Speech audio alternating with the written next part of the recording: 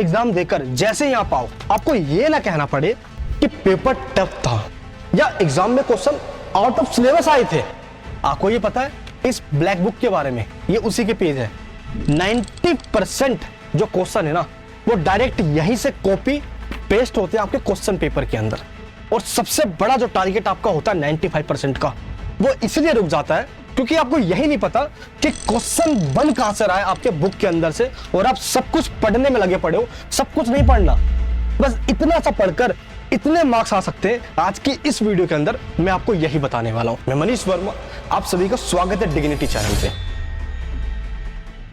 अच्छा, सबसे पहले मुझे एक चीज बताओ, ये क्वेश्चन आपने देखा प्रीवियस ईयर क्वेश्चन पेपर के अंदर? एक बार इसको रीड करो। आप रीड किया आपने? ये क्वेश्चन पता कहां से आया हुआ है? कई सारे स्टूडेंट पता क्या करते हैं, जब वो बुक को पढ़ रहे होते हैं ना, तो पढ़ते टाइम वो सब कुछ पढ़ रहे होते हैं, फिर देखते हैं वो हेडिंग यहाँ पे लिखी हुई है, अच्छा यही वाली हेडिंग है ना जो एग्जाम में उठकर आ जाएगी, और आप इस हेडिंग पे जोर देते हो। मेन फोकस आपका यही रहता है। और ऐसा पहले हुआ भी करता था। मैं दिखा रहा हूं 2018 और 19 का क्वेश्चन पेपर, जिसमें ये डायरेक्ट क्वेश्चन ये देखिए इस तरीके से एग्जाम में उठकर आया हुआ भी है। क्लियर है यहां तक? कोई दिक्कत नहीं। लेकिन अब क्या हुआ, अब सीबीएसई ने पैटर्न चेंज कर दिया। अब आपको ये पता चलना चाहिए कि क्वेश्चन बन कहां से रहा है, ताकि ये आप खुद से भी प्रेडिक्ट कर सको। कैसे, मैं अभी आपको बताने जा रहा हूं। और आप खुद बोलोगे भाई मुझे तो एग्जाम में जाने से पहले सारा पेपर पता चल गया। अब देखना यहां से सब कुछ, जब पैराग्राफ आप पढ़ रहे होते हो ना, तो पैराग्राफ के बीच में से अब क्या हो रहा है, यहां से क्वेश्चन बनकर आ जा रहा है। ये रहा यहां पे ये लाइन, और सेम लाइन देखिए यहां से उठकर क्वेश्चन बनकर आया हुआ है। और ये लास्ट ईयर के क्वेश्चन पेपर में से बता रहा हूं मैं आपको। तो पहला ये हो गया। अच्छा, एक क्वेश्चन आप और रीड कीजिए। ये रहा वो क्वेश्चन, अच्छे से रीड कीजिए। रीड कर लिया आपने? इसमें पूछा गया science of collective identity. Science में, सोशल साइंस में, चाहे कोई सा सब्जेक्ट है आपके पास, एक सब्जेक्ट की बात नहीं कर रहा हूं मैं, सभी सब्जेक्ट में ऐसा होता है। और जैसे आप ये बुक पढ़ रहे हो तो एनसीईआरटी की, आपको लगेगा कि क्वेश्चन यहां से उठकर आने वाला है, जो पॉइंट बोल्ड हेडिंग में लिखा हुआ है। कभी भी ये गलती मत करना कि आप सिर्फ इसी के भरोसे बैठ जाओ। अब देखिए ये उठकर देखिए क्वेश्चन पूरा यहां से आया हुआ है। ये रहा एनसीईआरटी की बुक में यहाँ पे पॉइंट। लेकिन अब आपको ये पता कैसे चलेगा कि मुझे किस पॉइंट पे ज्यादा फोकस करना है? अभी आपको बता रहा हूं। एक क्वेश्चन और ये रहा कॉन्स्टिट्यूशनल चेंजेस। सेम पॉइंट यहां से उठकर नहीं आया, सेम इसके नीचे देखिए ये रहा कॉन्स्टिट्यूशनल चेंजेस, बिल्कुल डिट्टो। तो अब बीच में तो इतनी सारी लाइन है, किस लाइन पे ज्यादा जोड़ दें हम, पता कैसे चलेगा? देखिए ये जो मैं नोटिफिकेशन आपको दिखा रहा हूं ना यार, कई सारे स्कूल्स वाले आपको बताते तक नहीं है। ये देखिए, सबसे पहले आपको स्पाई रीडिंग करनी होगी। जब आप रीडिंग कर रहे हो ना, तो ये देखना, जब भी आपको लाइन रीड कर रहे हो, मान लो आप इसमें कोई लाइन रीड किया, आपने रीड करते गए, रीड करते गए, रीड करते गए, कहीं पे आपको दिख गया कोजेस, कोई कारण दिख गया, फटाफट हाईलाइट करो, वो क्वेश्चन बनकर आएगा। अभी आपको दिखा रहा हूं मैं, अभी इसका प्रूफ दिखा रहा हूं। जैसे देयरफॉर, इसी कारण से या इसीलिए, या आपको दिख गया कहीं पे मेजर चेंजेस, ध्यान रखना वो क्वेश्चन डायरेक्ट उठकर आता है इस पैराग्राफ के अंदर से। ये चीज देखना। अच्छा, आपसे मैं एक चीज पूछूं, बताओगे? सच बताना, बताओगे? ये रहा सोशल साइंस का एक पेज, एनसीईआरटी का एक पेज है, और ये रहा साइंस का एक पेज। अब आप क्या करो, वीडियो को पॉज करके इनको हल्के में एक बार रीड करो, और आप खुद से सोचो अगर आप एग्जामिनर होते तो इस पेज के इस पैराग्राफ में से कौन सा क्वेश्चन आप खुद बना सकते। और ये चीज कमेंट बॉक्स के अंदर एक बार बता दूं कि आपने कौन सा क्वेश्चन बनाया। मैं सबके कमेंट रीड करूंगा और उनका रिप्लाई भी करूंगा।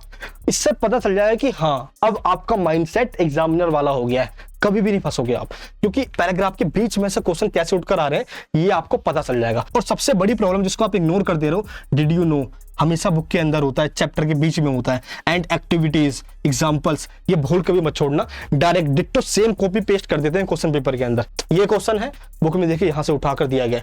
क्वेश्चन इस तरीके से आ रहे हैं, लेकिन दिक्कत पता क्या हो रही है कि अगर आपको ये पता भी चल गया ना कि एग्जाम में क्वेश्चन कहां से आ रहा है, फिर भी आप फंस जाओगे, क्योंकि ये रिजल्ट देखिए आप, इसके मार्क्स कम रह गए। और आप जरा एक बार इस रिजल्ट को देखिए, इसके मार्क्स 99, 100, 95 कैसे आ गए? पता है क्यों? क्योंकि इसने सीबीएसई की ऑफिशियल लैंग्वेज यूज करी अपने आंसर शीट में। अब आप बोलोगे ये कहां से पता चलेगा? दो चीज करना है, करोगे ये दो काम। सबसे पहला आपको काम करना है टॉपर्स की, जिन्होंने आपसे पहले एग्जाम दे दिए, जिनके ऑलरेडी 90-95% आ गए। आपने एक बार उनकी आंसर शीट चेक करी कि अगर आप होते उस क्वेश्चन के अंदर आंसर क्या लिखते? एक बार चेक कीजिए। मैंने पिछले साल के सभी टॉपर्स के, ये देखिए इतनी सारी आंसर सीट जिनमें ये बताया भी गया कि पॉइंट्स में कैसे लिखना है, फ्लो चार्ट कैसे बनाना है, कंक्लूजन कैसे लिखना है, ये सब कुछ मैंने एक ड्राइव लिंक दे दिया आपको अपने इस टेलीग्राम ग्रुप के अंदर। ज्वाइन होके दोस्त इसको डाउनलोड कर लेना। टॉपर की आंसर सीट से आपको सीबीएसई की ऑफिशियल लैंग्वेज समझ में आ जाएगी, क्योंकि टॉपर्स ये बात कभी किसी को नहीं बताते। एंड इसके बाद है बोल्ड वर्ड्स। ध्यान रखना एनसीईआरटी में जब भी बोल्ड वर्ड्स दिखे ना, एज इट इज सेम उठकर एग्जाम में आता है ये। एंड इसके बाद है keywords marking scheme. Keyword marking scheme का मतलब क्या होता है, जिनके 95% पहले आ रखे हैं वो पता क्या करते हैं एग्जाम में जाने से पहले, जिस मार्किंग स्कीम से टीचर्स मैच करते हैं आपके आंसर शीट के अंदर, वो वही मार्किंग स्कीम पढ़ के चले जाते हैं। फिर उनको ये पता चल जाता है कि अच्छा टीचर इस तरीके से पॉइंट ढूंढते हैं आपके आंसर शीट के अंदर। अब आप क्या करोगे, सेम मार्किंग स्कीम डाउनलोड कीजिए।